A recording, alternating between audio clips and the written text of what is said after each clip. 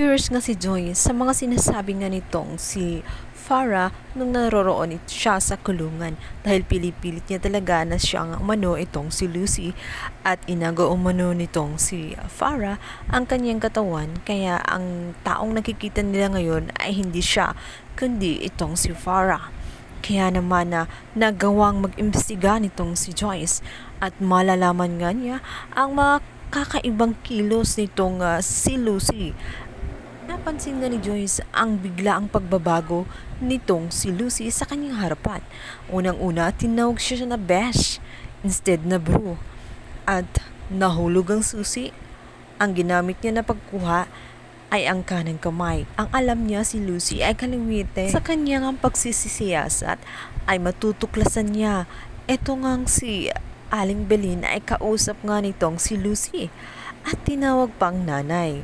Dito nga marinig niya sa kanyang dalawang tainga na tigil-tigilan na nga ang pakikipag-usap dahil mabibisto siya sapagkat itatak umano sa kokote niya ng kanyang ina na siya na umano si Lucy, hindi na siya si Farah.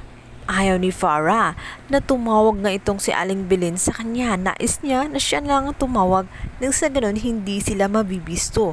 Wala silang kaalam-alam na nakikiisyuso na pala itong si Joyce sa mga ikinikilos nitong si Lucy. Gulat itong si Joyce sa kanyang mga natuklasan. Sinabi niya na maaring totoo kaya na ang kanyang tunay na kaibigan ay naroroon sa kulungan. Totoo kaya ang mga sinasabi nitong si Farah.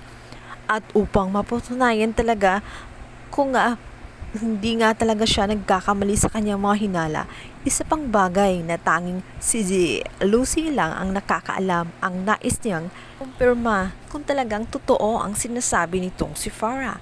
Dito kasi ay tatanungin niya, magkukunwari kasi itong si Bru na magpapabili ng bulaklak at ang bulaklak na gusto niyang ipabili walang iba kundi ang bulaklak na galing sa Palawan.